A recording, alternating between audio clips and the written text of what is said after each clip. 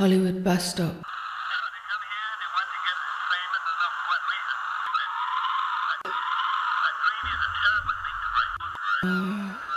The Naked Blonde Writers, Hollywood bus stop. The Dark Side of Tinsel Town. Chapter 12.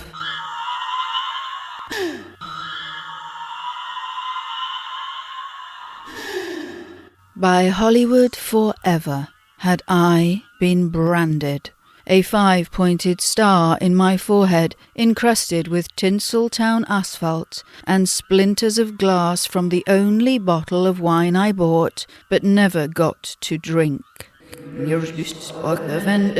My spine had been smashed out of alignment. Left side pain tore through my body. I could not fully open or shut my mouth. I had been forever knocked off center.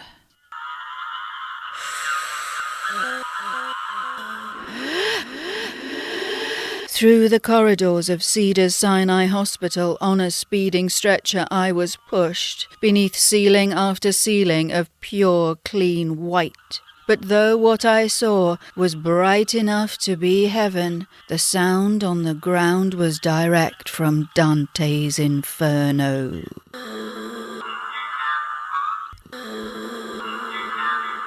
A cacophony of male voices, shrieking, screaming, begging for mercy, pleading for something, anything, to free them from the torture they were suffering. Why did he do this to me? I love him. I fucking love him. Help me, please, help me. I'm dying. Why did he do this to me, doctor? Tell that motherfucker I fucking love him.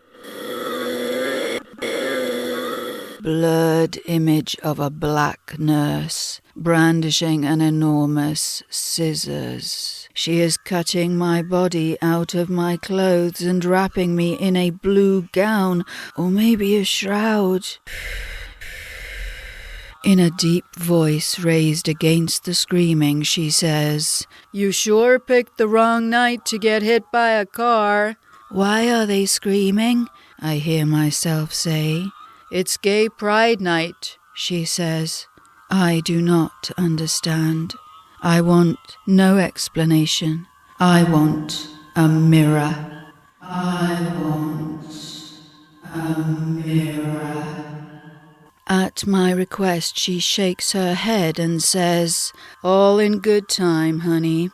When I began to cry, she said, "You must have a guardian angel someplace."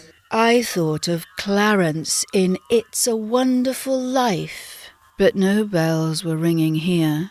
Only the screams of tortured, proud queens could I hear. And as I was lifted onto a different stretcher and electronically inserted from feet to head into an enormous dome, my mind went all William Peter Blatty. I did not need a stretcher or a doctor or a goddamn guardian angel. I needed the exorcist.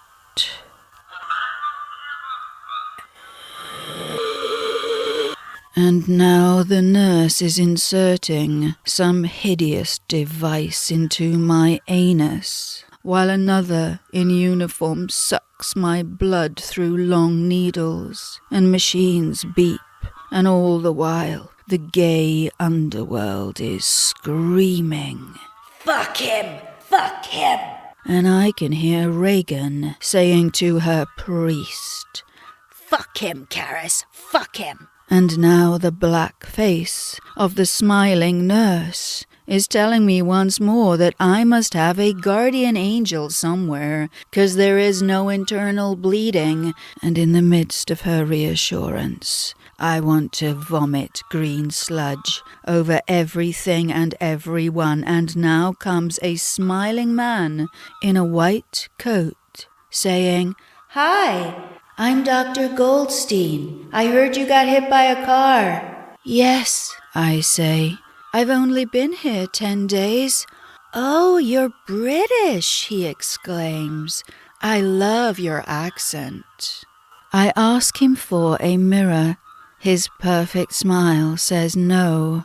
I want to spit at him, like Reagan spat at her doctor, but instead, resigned to vanity twice denied, I hear myself ask him, "What is gay pride?" Dr. Goldstein laughs out loud, then halts. "Are you serious?" he says. Never in all his years had Dr. Goldstein met anyone who did not know about gay pride, and offering no explanation, he ran off to tell his colleague about the cute little British girl who had come to Los Angeles only 10 days ago, got hit by a car, and did not know about gay pride.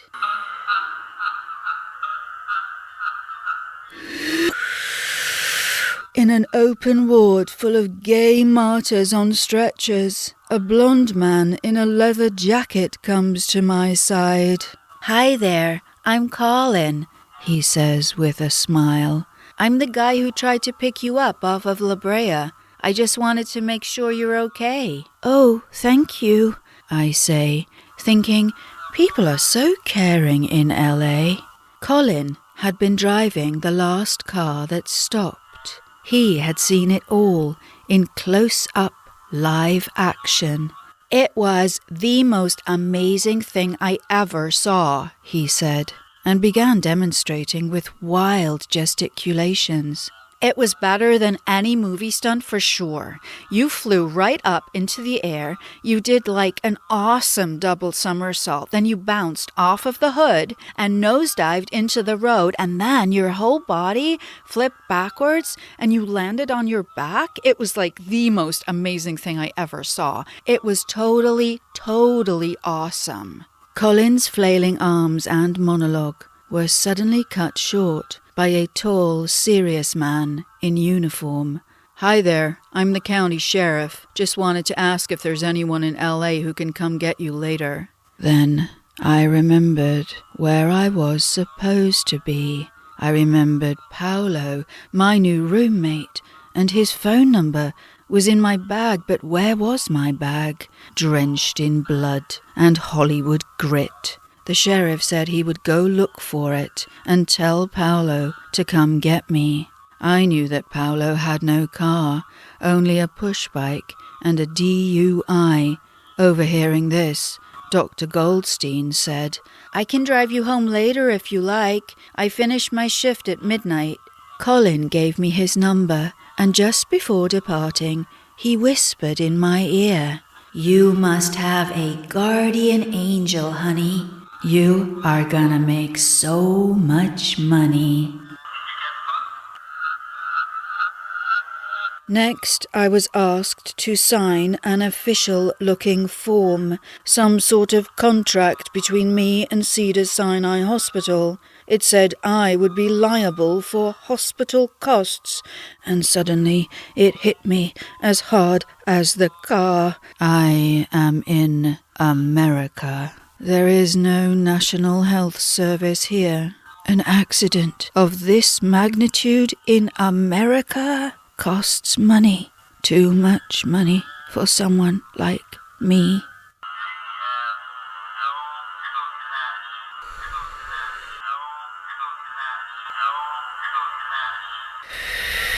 I closed my eyes to shut out that form, while all around the fretting of faggots full of sound and fury went on and on, signifying nothing, until the insoluble desperation of my situation brought to me a memory of something sensible. One sensible thing had I done, only one sensible thing, just before flying away. At the behest of my boyfriend, that prudent Dutch boy, I had purchased a cheap travel insurance policy.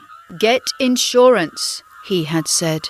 You're going to Los Angeles. It's one of the most dangerous cities in the world.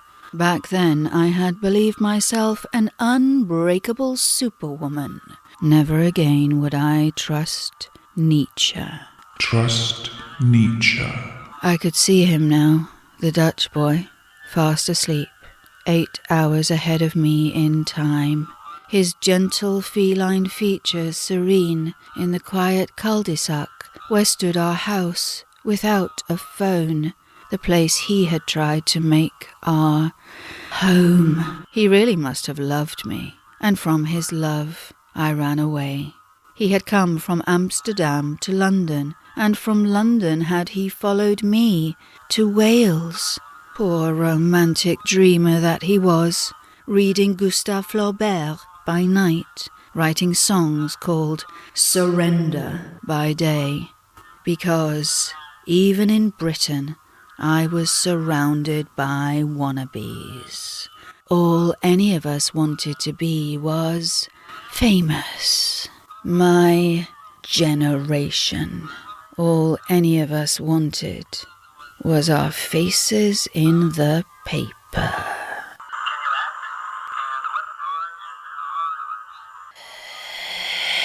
Even that well-adjusted Dutch boy, even he wanted to be a star.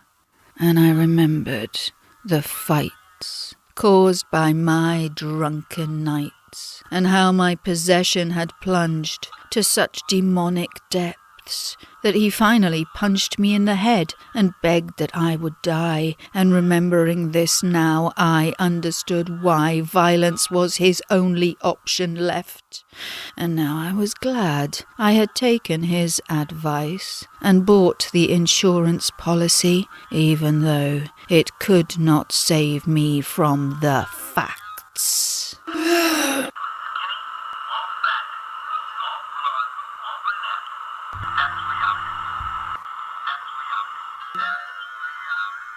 I did not need Hollywood. I did not need Wales. I needed an exorcist.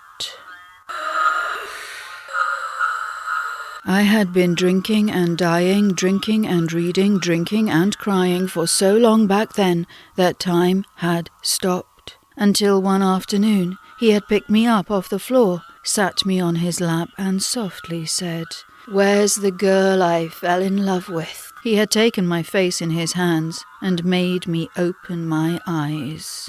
"Tell me," he had said, "what is the thing you are most afraid of, but would really like to do?" I said, "I want to go to Hollywood." "Go to Hollywood." "I want to go Hollywood."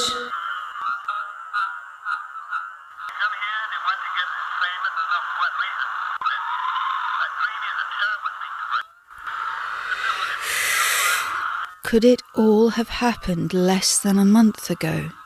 Who was I then? Who am I now? Corrupted by the Celts, killed by California, possessed, cursed, and worst of all, ugly. No mirror here upon the wall, no longer fairest of them all. Every fairy tale I once upon a time believed in had been annihilated by the facts. If I do not die of despair right here in this hospital, I will be forced to go back and trudge through a mundane existence with all the other plain-looking people who are forced to do terrible things, like work for a living.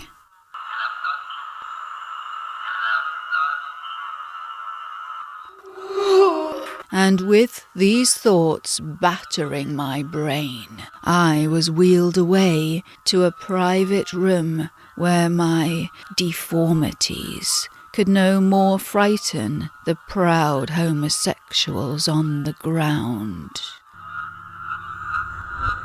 Meanwhile, on Orange Grove Avenue, Paolo had finished his shift at the Hollywood diner hours ago and was still waiting for his new British roommate to show up. When the clock struck 10, he decided to call the only number she had given him. "Casting," said Gilson Simoys. "Hi, I'm calling for Tracy," said Paolo. "Who the fuck is this?"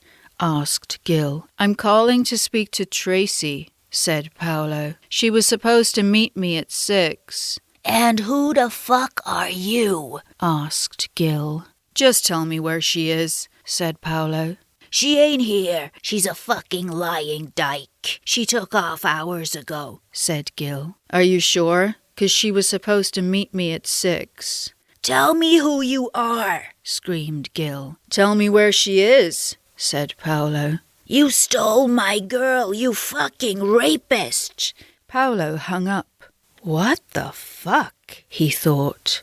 Who the fuck is this chick? She had seemed like an innocent sunburned Brit, but maybe he had it all wrong. Was she a drug smuggler? A hooker? Had she been busted? Or had that freak on the phone murdered her? Man, this is fucked up, he said to himself. When, some hours later, he received a call from the LA County Sheriff's Department, Paolo was relieved to learn that Tracy had been hit by a car. Waiting, alone, in the private room, I attempted to catch a glimpse of my reflection in the window pane, but any attempt to move hurt too much. On the back of the closed door, I beheld a large poster of a gorgeous woman, which said, "Beauty is skin deep." In walked 2 men in white coats, plastic surgeons, I had no doubt.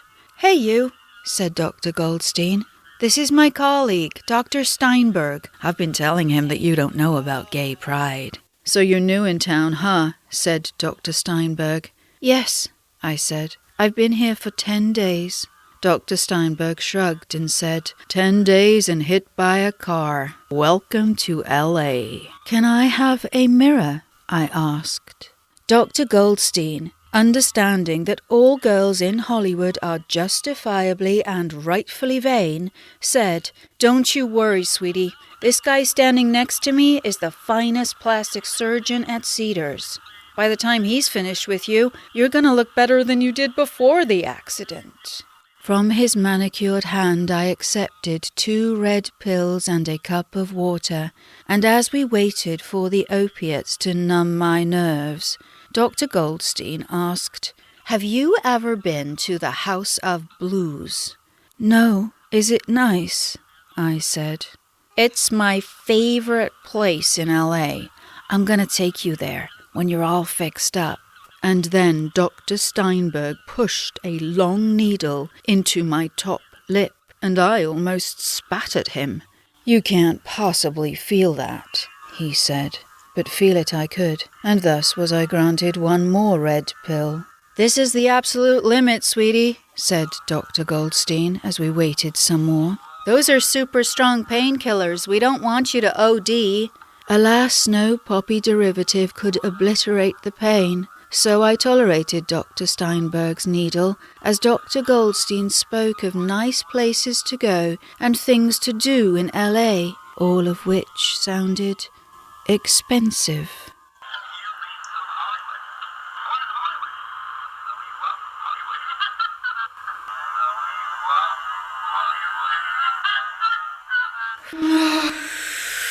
During one of my checkups at his office, Dr. Steinberg described Los Angeles as the biggest open-air asylum on the face of our planet. Some weeks later, by which time I had oft contemplated the phrase, "Beauty is skin deep," I told Dr. Steinberg that I had become quite attached to the pink star on my forehead and didn't really want to cover it up with more plastic surgery. "It gives me character," I told him. "You're so weird," he said. "You belong in L.A." In the corridor on that checkup day, I happened upon his colleague who regarded me blankly when I approached. "Hello, Dr. Goldstein," I said. "Do you remember me? I got hit by a car last month." The doctor faltered at first, looked me up and down, and with disappointed eyes he said, "Oh, you seemed much taller lying down." We never did go to the House of Blues.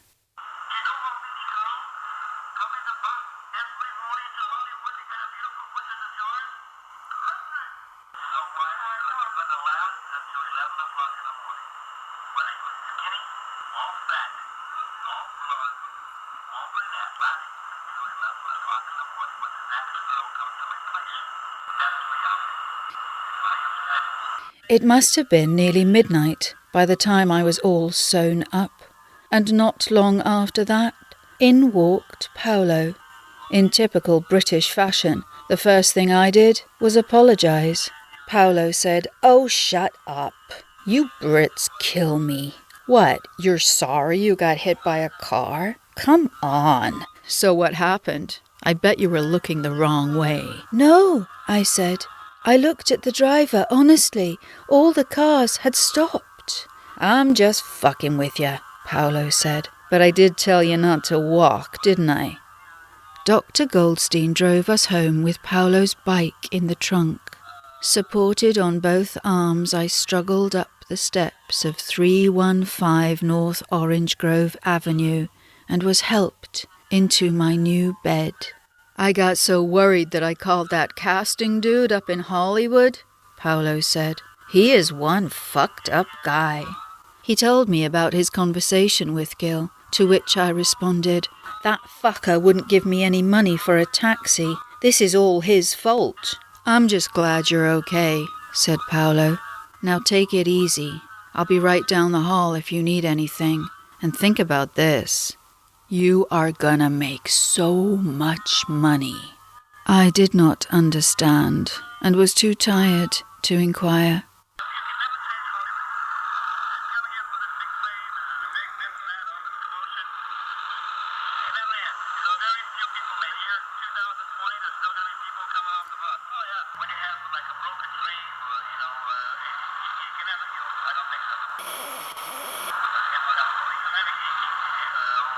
And then I was left alone, in a room of my own, alone with the echoes of gay pride fading from my ears, alone in the shadows of my new home until my eyes perceived a mirror, not my mirror, an unfamiliar American mirror. And with the agonizing curse of Narcissus upon me, I stumbled out of bed and found light.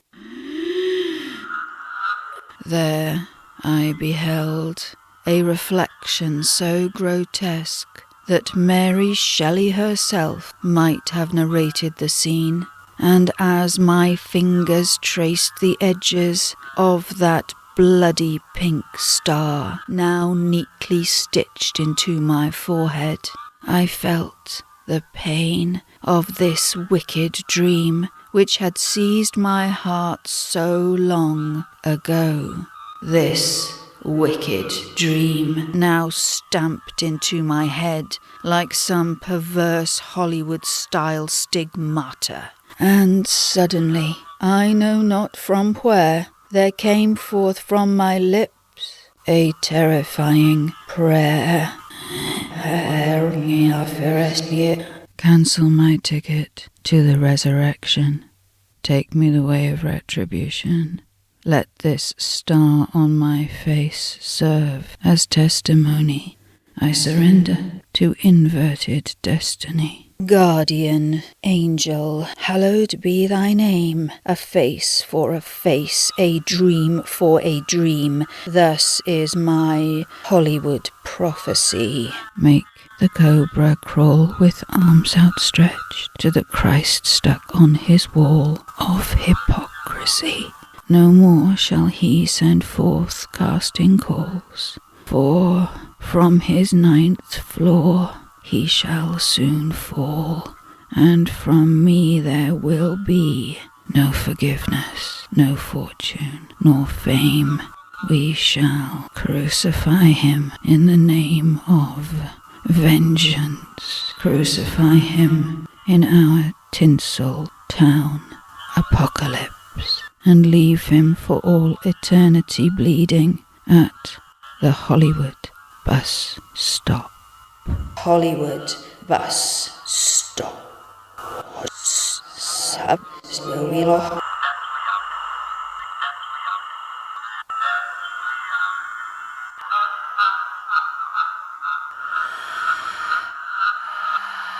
I was in communion with the underworld on the matter of Gilson Simoys, that cobra-sipping casting director on Hollywood Boulevard.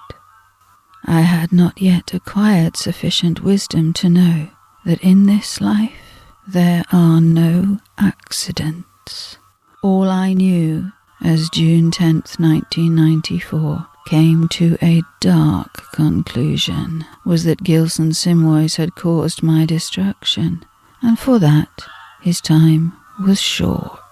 I had travelled 5,000 miles for this. Soon it would be finished. It was time to release the beast I had tried to abandon back there in the old country. My guardian was a satanic angel, and always had this been so.